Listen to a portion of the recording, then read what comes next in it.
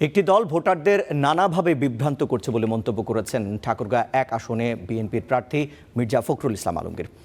সকাল থেকে সদর উপজেলার মোহাম্মদপুর ইউনিয়নের বিভিন্ন এলাকায় প্রচারণা চালাচ্ছেন তিনি। প্রথমেই যান কাজীপাড়া এলাকায়, পরে মাস্টারপাড়া সহ আরও কয়েকটি এলাকায় নির্বাচনী জনসভায় তিনি যোগ দেন এবং ভাষণ দেন বিএনপি মহাসচিব। এতে মির্জা ফখরুল বলেন, ভোটারদের নানাভাবে বিভ্রান্ত করছে একটি দল। দেশের উন্নয়নে সবাইকে ধানের শীষের প্রতীকে ভোট দেওয়ার আহ্বান জানান তিনি।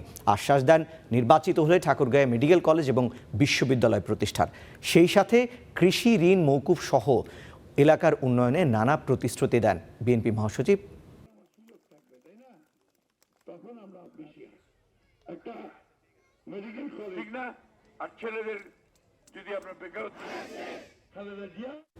দর্শক, এই পর্যায়ে আমরা ঠাকুরগাঁ যেতে চাই, সেখানকার নির্বাচনী প্রচারণার খবর জানবো। সেখানে নির্বাচনী প্রচার চালাচ্ছেন বিএনপি মহাসচিব মির্জা ফখরুল ইসলাম আলমগীর। আমরা সরাসরি সেখানে যুক্ত হব, আমাদের সহকর্মী আব্দুল্লাহ আজাদ আমাদের সঙ্গে যুক্ত হবেন। আজাদ, বিএনপি মহাসচিব মির্জা ফখরুল ইসলাম আলমগীরের এখন উনি কোথায় এই কর্মসূচি এবং জনসভা চলছে সেটি জানাবেন, এবং কি কি প্রতিশ্রুতি দিচ্ছেন, ভোটাররা কি বলছেন জানাবেন।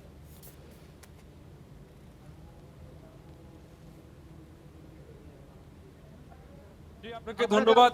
এই মুহূর্তে আমি আছি ঠাকুরগাঁওয়ের যে মাদারগঞ্জ এলাকা রয়েছে, এই মাদারগঞ্জ বাজারে। এখানে ৩টার সময় বিএনপি মহাসচিব মির্জা ফখরুল ইসলাম আলমগীরের কথা বলবার কথা রয়েছে। তিনি ইতিমধ্যেই এখানে এসে উপস্থিত হয়েছেন এবং বিএনপির যে বিভিন্ন পর্যায়ে নেতাকর্মীরা রয়েছেন তারা কিন্তু নির্বাচনী প্রচারণার অংশ হিসেবে কথা বলছেন। আমি যদি আপনাদেরকে একটু দেখাই যে বিএনপির মহাসচিব মির্জা ফখরুল ইসলাম আলমগীর সকালবেলা থেকেই মোহাম্মদপুর ইউনিয়নের বেশ কয়েকটি জায়গায় কিন্তু তিনি কথা বলেছেন। তিনি নির্বাচনী প্রচারণার অংশ হিসেবে এই ঠাকুরগাঁওয়ের যে মোহাম্মদপুর ইউনিয়নের বিভিন্ন এই জায়গাগুলোতে ঘুরছেন।